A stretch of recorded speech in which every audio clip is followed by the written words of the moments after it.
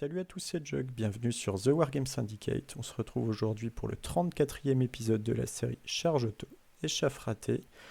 Donc là, je vous débriefe la ronde 3 du tournoi pré-ETC. Donc on tombe contre ETC Terra Team. Donc c'est une équipe de Merco. Il y a quand même pas mal de mecs assez bons là-dedans. Donc moi je vais tomber contre un nain du chaos. On va jouer le centre et la diagonale.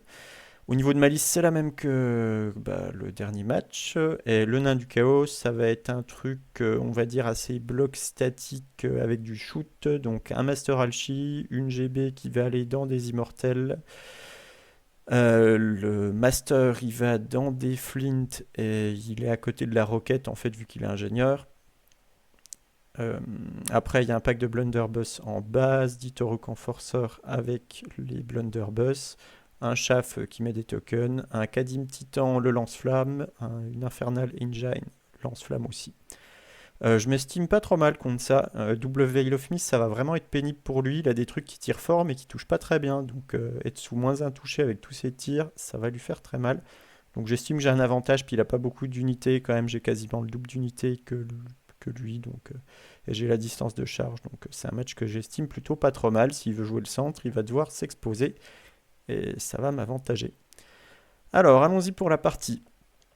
Je vais pouvoir choisir des défenseurs. Ça me gêne pas trop qui commence. Je pense que je peux minimiser ce qu'il peut faire. Donc, et je me dis que je peux peut-être choper le Conserve the Number. Je vais choisir ce côté pour pouvoir m'appuyer sur cette colline, me cacher un peu derrière, que la maison le gêne, qu'il a une forêt un peu embêtante qui lui casse des rangs, et puis là j'ai une ruine directement accessible pour donner du couvert à mes unités qui vont avancer sur le centre, comme ça ces tireurs vont être à couvert lourd. Au niveau du secondaire, je vais choisir Slay the Beast, donc tuer le tank ou le Kadim Titan. Lui il va choisir... c'était quoi son secondaire? C'était Demonstrate Superiority, donc les pénitents ou les quêteux. Au niveau de mes sorts, je vais avoir donc Relic Shroud, donc pour avoir l'héréditaire, je vais prendre double Veil of Mist, relance touchée, le soin et le Stone Skin. Donc j'ai qu'une fois l'héréditaire, donc je pourrais pas forcément trop m'en remettre, mais je me dis qu'en fait ça joue surtout au Veil of Mist cette partie, c'est ça qui va vraiment être décisif. Les quêteux choisissent le tank parce que j'ai rien qui passe vraiment l'an du 8. Et c'est tout au niveau de mes choix de début de partie. De son côté, donc en magie, il va prendre les 3 boosts de l'Alchi, donc Living Steel, Corruption of Tin, et puis Word of Iron. Il prend les 2 blasts de l'Alchi. Il va faire le choix de tout poser pour commencer. Alors là, Warhol buguait, mais ça c'est sa roquette batterie. En gros, ce qu'il va proposer, c'est les Toruk flanc fort qui poussent avec leur blunderbuss et qui avancent en tirant. Le chaff ici, le tank juste là, la roquette batterie, ça c'est les Flintlock avec son master, donc qui donne l'ingénieur à 6 pas. La GB qui rejoint les immortels, les blunderbuss en arme lourde dans le bois, donc ça c'est quand même pas terrible pour lui, il faudrait qu'il sorte de là assez vite. Et le Kadim Titan qui ferme donc son flanc faible. Euh, alors, de mon côté, bon, déjà je prends 36 pas de la roquette et je regarde ce qu'il peut faire. Je me dis, bon, j'ai un spot pour les pénitents qui est pas trop mal, où je me fais pas tirer direct dessus. Le reste, bon, s'il me tire dedans, c'est pas très grave, ça se remet des PEV. Et puis là, bon, je vais pas non plus le minimiser en me mettant là, faut pas abuser. Par contre, je veux minimiser tout le reste, donc je minimise ceci, tous les tirs là-dedans. Je mets les naïades ici hors de portée de charge en étant à couvert lourd, comme ça fait un écran à mes hors de Warden contre ces tireurs, donc juste derrière. Comme ça, je suis direct sur le centre. Je cache mes naïades magiciennes derrière, elles s'activeront dans un second temps. Les Edge Knight flanc faible qui peuvent se barrer s'il y a besoin, mais qui vont zoner son avancée. Un pack de royaume aussi en plus, ici, qui va pouvoir jouer le centre, ou potentiellement charger avec des rangs un truc, par exemple ça à un moment. Ici, proche du centre aussi, les royaumes en relique. Les quêteux ici qui vont en fait pousser flanc fort pour après refinir au centre quand le scénar commencera à compter. Le folk ici, alors ça j'ai pas mal réfléchi parce que je me disais peut-être je peux le faire commencer dans un pack, puis après en fait le sortir, tenter d'aller menacer sa machine, mais ça me semblait un peu délicat et je voulais pas qu'il y ait d'option de me tirer dessus direct. Je me suis dit là il y a un truc sympa à faire, je peux faire Vanguard être par là, être hors de portée de tout. En plus il y a un truc c'est que quand je commence à le sortir, en fait je dois dissiper Silver Spike dedans, du coup je me prends le gros blast dans autre chose, donc bon, je me suis dit on y va commencer ici tranquille. Donc il peut aller là, puis après il va contourner, ça va l'ennuyer, c'est sûr. J'ai en tête de faire ma vanguarde de défenseur ici pour gagner du terrain, puis tout de suite aller enfermer Skadim, aller le piéger. Si jamais, alors il a quand même des portées de tir avec ça, si jamais il avance à fond, il peut tirer là, mais bon, ça veut dire qu'il est ici, donc je peux le charger d'entrée. Ça paraît quand même bien dur de faire ça. Voilà. Est-ce que je pense, ouais, je pense que j'ai tout dit. Donc les avant-gardes, il va avancer ici pour me tirer un peu dessus. Moi, je vais passer là, faire ma avant-garde défenseur ici. Son T1. Bon, il pousse ici en respectant les 18. Il va pousser au tour d'après pour me tirer dessus. Là, il s'était un peu trop avancé, du coup, il recule. Bon, c'est un peu dommage, il aurait pu se mettre là direct. Il n'aurait pas eu le malus pour toucher. Là, il peut pas encore trouver des portées de tir, donc il prend son temps. Là, il ne bouge pas, il va pouvoir tirer là-dedans. Là, il doit légèrement avancer au centre. Là, il se replace un petit peu en étant au centre. Le Kadim s'est un peu replacé. Zone pas vraiment l'infiltration là. Euh, voilà, bon, là, on voit que je suis déjà quand même pas mal sur le centre, hein, parce que je vais jouer en deuxième. Il n'a pas vraiment pris de map. Si je réussis à le ralentir suffisamment sur son flanc fort, ça devrait aller. Donc, en magie, il va stocker un dé, je pense. Ça va faire un 8-6. Il va me faire une spike que je vais laisser passer, qui va tuer un royaume. Je vais dissiper le Quicksilver. En tir, il me fait un PV là-dedans. Et puis la roquette tire dans les royaumes et me fait 2 morts. Donc, il me reste plus que 3 royaumes. Et ça avait raté. Ça avait pas touché. Monter 1. Monter 1. En fait, l'idée c'est de pousser flanc fort, évidemment. Donc là, en gros, je viens emprisonner le Kadim avec mon petit perso. Là, je veux pas qu'il puisse se barrer sur le côté. Il peut pas charger. Il peut charger que les pénitents. Si jamais il veut combiner, ça c'est en forêt, donc ça viendra sans les rangs. Et si jamais il vient derrière, je vais pouvoir contrecharger de flanc avec ça. S'il vient avec le Kadim, j'entends. Et puis lui mettre royaume de l'autre côté. Et si jamais il vient pas, c'est moi qui vais commencer à charger quelque chose. Les quêteux font quand même pas de dinguerie. Je suis quand même pas trop mal contre ces guerriers, mais bon, il suffit qu'ils passent un peu des sorts et j'ai tout de suite commit mon unité à 1200 points, donc je reste hors de portée ici aussi. Ici, je crois qu'il a une charge à 6, mais je peux ramasser derrière, donc c'est pas grave. Les immortels ne peuvent rien charger. Et de ce côté-là, vu que je pousse fort ici, là je veux pas m'emballer, je me replace simplement pour le charger si jamais il s'avance. Pareil avec ça, je me mets une portée de druidisme ici.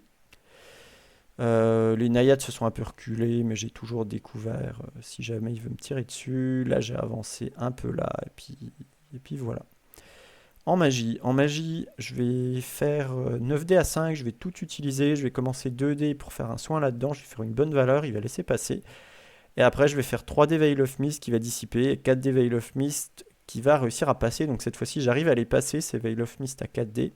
Ça peut rater, hein, comme ça a raté contre Log, mais là pour le coup, il va être bien ennuyé quand même. Je crois que je le mets là-dessus, donc moins 1 touché là, là, là, là, là. Et moins 2 pour les blasts ici, donc c'est l'horreur. Son tir va rien me faire. Son T2, du coup, il décide de charger avec son Kadim Titan dans les pénitents. Là, j'ai pas de contre-charge avec les quêteux directement, mais je vais pouvoir lui mettre flanc-flanc. Ici, il se replace un petit peu. Alors, il recule pas trop parce que sinon, je peux aller le loquer de flanc et lui bloquer le stand and shoot. Donc ça, il a pas envie. Il a envie de pouvoir stand and shoot. Là, j'ai une charge à 3 rapides, je crois. Et là, peut-être pareil, 3 rapides, je dirais. Les immortels se replacent un petit peu sans trop s'exposer.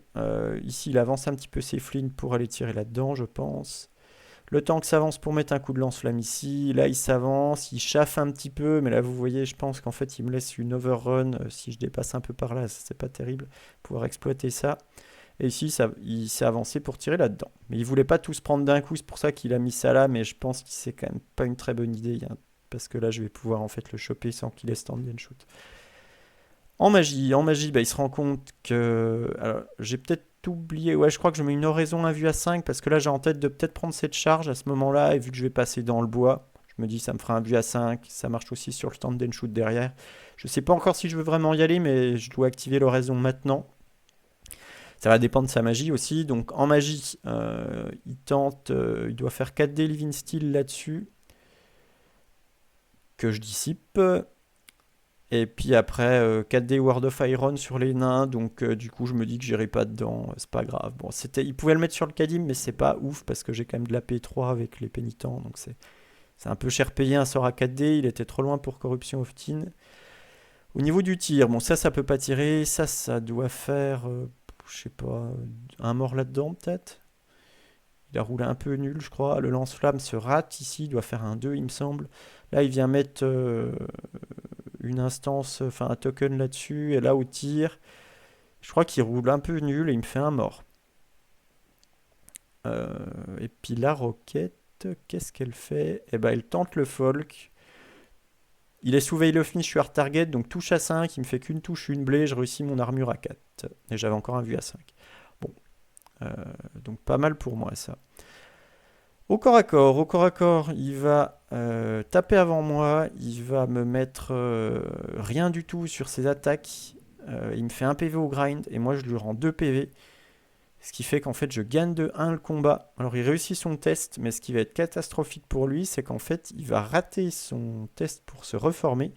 Et moi je vais me décaler en fait par ici, ce qui va laisser en fait la place aux quêteux de charger là-dedans et d'irer dans les blunderbuss juste derrière. Donc je vais pas me prier, c'est ce que je vais faire. Je vais pas me faire prier, donc j'envoie quêteux de face, rime de flanc, ça de flanc, on veut être sûr que ça dégage. Là j'ai iré auto dans le flanc, là j'ai iré à 3 rapides là-dedans. C'est le moment de chaffer comment ça s'appelle, les immortels, donc j'amène ça, eux sont gênés, le temps que j'ai un peu reculé pour qu'il ait pas de charge intéressante. Là, il a des terreurs, je crois que ça cause la terreur, enfin en tout cas je l'ai joué comme si il causait la terreur, donc ça j'ai reculé à fond. Là j'ai charge à 5, charge à 4, pas de charge, et en gros je peux re-ramasser derrière selon où il arrive, je peux aller commencer à le choper de flanc. Et ici, j'ai pas expliqué encore, mais c'est vrai que c'était avant, c'était une charge, j'ai envoyé les deux, il a hésité, mais il a tenu la charge. Du coup, en fait, ce qui va se passer, c'est que je vais pouvoir éclater ça, irer là-dedans avec ça. Et ça irait par là et aller menacer déjà sa machine de guerre, donc c'est pas trop mal, sachant que les Flins sont chaffés par les Naiades, qui n'ont pas pris de PV dans les DT de la ruine, et là j'ai pris un PV. Magie. Magie, je pense qu'il dissipe la relance touchée dans les quêteux, parce que je veux taper là, puis après irer là-dedans et avoir mon boost de près. Après, j'hésite un peu, est-ce que je mets Stone Skin? C'est pas mal, mais je me dis qu'encore un Veil of Mist, ça me met bien safe sur tous ces trucs-là. Donc, re-Veil of Mist là-dedans. Et je crois que je passe aussi des oraisons, il me semble. Ouais, c'est ça, j'avais plus qu'une oraison, donc je vais monter à 3 oraisons. Au corps à corps, je vais éclater ça, irai par là, pouvoir menacer du coup sa machine après. Là, je vais venir stick cette unité, donc c'est très bien. Le Kadim Titan, je vais le laver. Il va avoir le temps de me faire un PV ou deux là-dedans, je crois. Ça vient ici. Ça réussit son iré. Ça arrive ici. On est du coup au début de son T3. Là, je me retourne. Ici, je regarde par là pour aller dans ce sens-là. Alors à noter que là, Warhol m'a fait un peu n'importe quoi. Je m'en suis rendu compte à ce moment-là. Lui, il l'a pas vu, mais la damsel, elle dépassait là. Donc il aurait pu charger tout seul avec sa GB. Je sais pas si c'est ce qu'il fallait vraiment faire, mais vous pouvez snipe ma damsel. Parce que j'ai pas fait très attention, mais Warhol me l'avait mis dans le coin là. Donc bon, faire attention à ça. Un petit point de détail d'ailleurs que j'ai pas précisé. Je voulais quêteux dans une formation un peu bizarre. J'ai pas expliqué pourquoi. C'est pour pas donner le plus intouché de steadfast à sa machine, et puis pour pas me prendre des coups de lance-flamme si jamais ça roule fort, comme je commence à en perdre 4-5, ça peut être un peu pénible derrière si j'ai perdu trop de mecs. C'est pour ça qu'ils étaient dans cette formation. Bien. Du coup, il charge ici. Là, il se place pour me tirer dessus. Et puis voilà. Là, il s'avance pour mettre un coup de lance-flamme. En magie, il va faire 4 des Living Steel là-dedans. Je crois que c'est 9 à 6 notre phase. 4 des Living Steel là-dedans. J'ai oublié de préciser. Là, je mets une oraison à vue à 5 là-dessus. Pour tanker ses tirs. Et je me dis, si jamais je tank les tirs, bah, j'ai l'option d'aller taper ça. Donc c'est pas mal. Sachant que c'est sous Veil of Mist, donc bon. C'était ça ou comme neuf, j'ai un peu hésité, mais je me suis dit, perdons pas trop de gaz, ça se trouve, il n'y aura même pas de test, vu qu'il est sous Veil of Mist. Ok, donc sa magie, je vais laisser passer le Living Steel là-dessus, après il va prendre 5 dés contre 6, plus 2 d'armure ici, que je vais quand même réussir à dissiper, donc ça va. Au tir, il va me faire quelques PV là-dedans, mais je crois que je vais même pas paniquer. Et là, il va me faire. Il va tirer là, il va toucher, mais il va faire que 3 morts, malgré qu'il ait le token. Je vais même pas tester à 8. Corps à corps, bah, il va commencer par celui-là, ce qui est à mon avis quand même plutôt une erreur, et vous allez voir pourquoi. Parce qu'en fait, moi je lui fais 2 morts, et lui, bah, il me fait un peu mal, mais en fait je vais pas dépoper complètement, ce qui fait qu'on est stick. Parce qu'il est naïade, il y a quand même beaucoup de PV. Je crois que je perds de 8-9. Mais bon, du coup, il me reste encore 2-3 PV, je dirais. Et dans le corps à corps qu'elle a, bah, en fait, je vais le déblayer. Je crois que je gagne de 17. Rendez-vous compte, le massacre. Donc, malgré son stubborn en first strike, là, bah, il va quand même être en auto-break. Ce qui fait que je vais pouvoir le faire fuir par là et aller taper de flanc avec les quêteux dans les immortels qui, bah, du coup, sont coincés comme ça. Et ça va un peu sonner le glas de la partie. J'arrive comme ça, puis lui est là. En plus, j'avais vu que, bah, en fait, là, ouais, là, j'ai pris 2 morts du coup. J'allais pouvoir charger le dos, et du coup, bah, en fait, il était condamné à rester dans un combat où il est de dos et de flanc engagé, même s'il tue ça, donc il peut pas se reformer. Il n'y a pas de contre-charge immédiate, donc c'est tranquille. Pour moi, j'avais pas précisé ici ce qui s'est passé. Je vais rien faire du tout avec mes attaques, donc je vais complètement me rater. Après, il va rouler et ses attaques, il va me faire mal, et moi je vais réussir toutes mes invus. Je crois que c'est un bon scandale. Bon, je pense que c'est très anecdotique, honnêtement, vu où on en est à ce moment-là. Et je vais avoir un test à 4 que je vais tenir en plus. Bon, ça change rien parce qu'il va me laver à son tour. Ça donnait pas de timing, rien du tout, donc on s'en fiche un petit peu. Et du coup, on est au début bah, de montée 3. Et au début de montée 3, bah, en fait, il va abandonner. Je pense aussi que c'est relativement plié. Et du coup, bah, ça va faire 20-0. Bon, c'est allé vite, hein. Alors, qu'est-ce qu'on peut dire de la partie?